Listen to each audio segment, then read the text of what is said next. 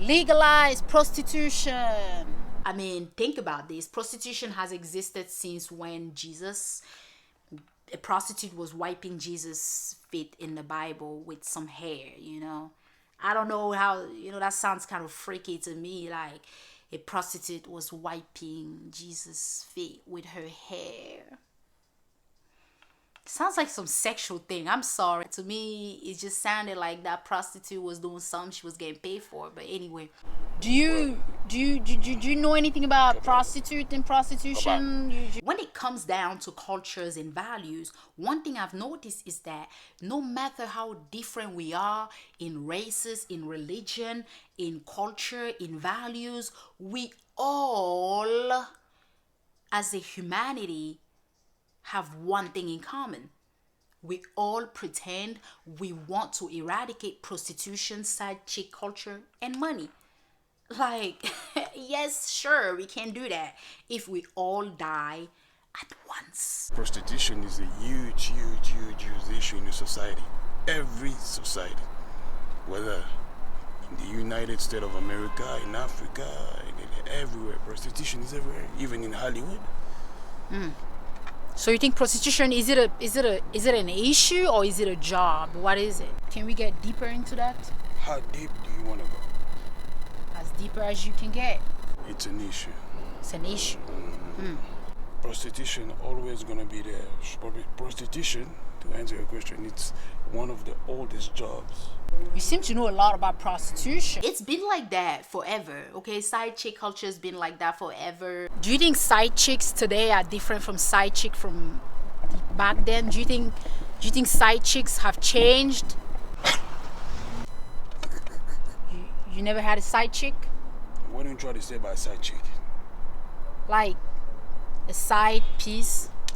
One value I strongly stand by is question everything. That's why I question everything. I question myself. I question everything I read on social media. I question white girls with dreadlocks. Like, what are you hiding under them dreads?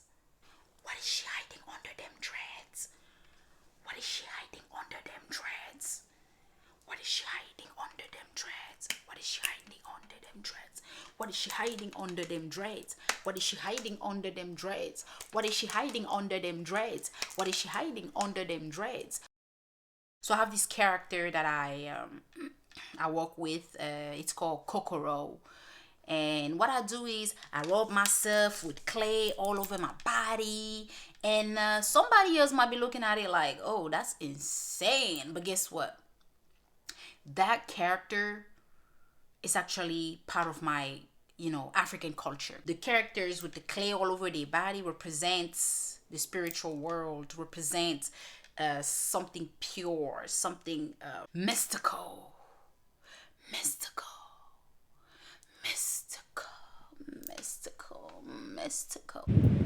Hey, what you doing? Hey, stop!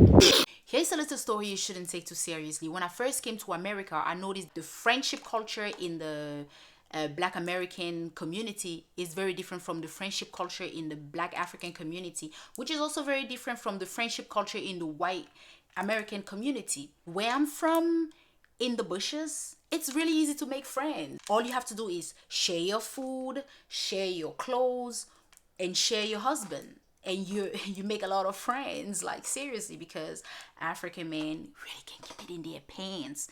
African men's from that little side of Africa, not the whole Africa, okay? But we all know what I'm talking about. Sharing is caring. That's how it is where I'm from. That's the motto of where I'm from. Do you have any values that you strongly stand by? Sharing. That's the culture. In the African American community, to make friends, from what I've noticed, you need to get roasted first.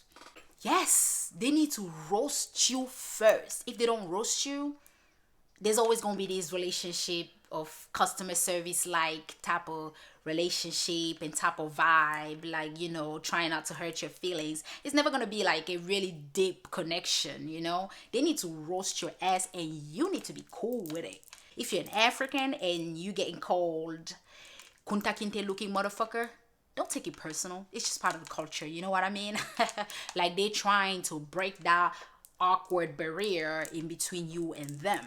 There's just certain things that African Americans don't tolerate. Like ashy feet. If your feet are ashy, your friends will tell you. Cocoa butter, Vaseline, Vaselina. Yes. I don't know, maybe things have changed, but by the time when I first came to America as a teenager, things were really, really different. Fits are very important when it comes to making friends in the African American community. Like that's a huge prerequisite, red flag or turn off. So it's easy to make friends with them. It's very easy, you know, just let them roast you and you'll laugh about it and everybody is cool.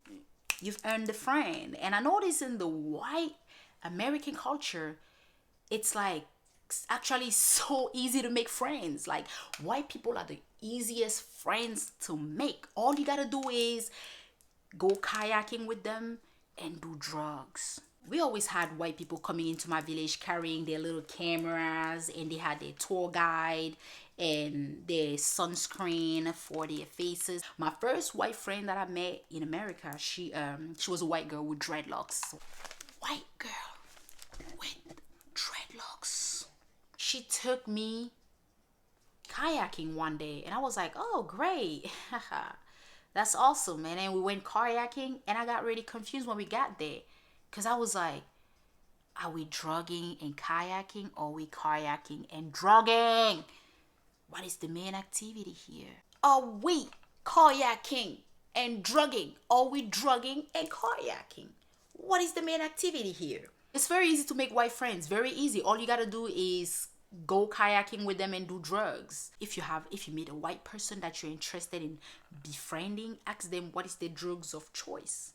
If it's alcohol, go drink alcohol with them while kayaking. If it's coffee, drink coffee with them while kayaking. If it's meth, do some meth with them while kayaking. How do you see the future like for this young generation? Do you think this young generation, it's gonna do the right thing eventually? The young generation are focused on social media platform. Those are becoming more important things in life. I don't know how we can solve all these social issues that we facing as a human species. Well, we have many values that we all stand by. Like I'm sure in the American culture, just like in the African culture, just like in the Hispanic culture, just like in the European culture, just like in the Asian culture, just like in the Arabic culture, stealing is a no. Stealing is a no if you're poor, you know? Because when you're rich, it's not really stealing. It's just some fancy word like kleptomania or tax collection. I mean, where's the lie? I'm looking for the lie.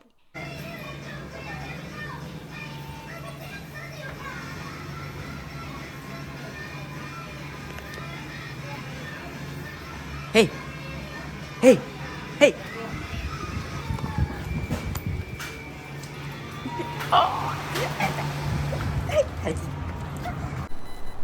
Thank you very much, Tatu Mutombo, for this interview. Thank you. Thank you so much for coming into the Madhouse. You are always welcome.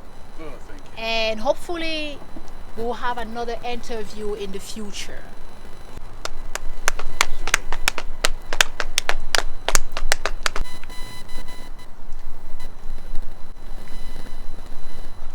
I'm just speaking about my experience, okay? Don't judge me. That's what I've experienced. I can't talk about anything else beside my experience. I don't care if this wasn't your experience. It's my experience. What do you want me to say? You want me to talk about your experience?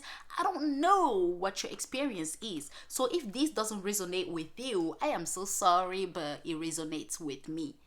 I'm crazy, but I'm nice. DIF Madhouse. DIF Madhouse. DIF Madhouse. DIF Madhouse. DIF Madhouse. DIF Madhouse.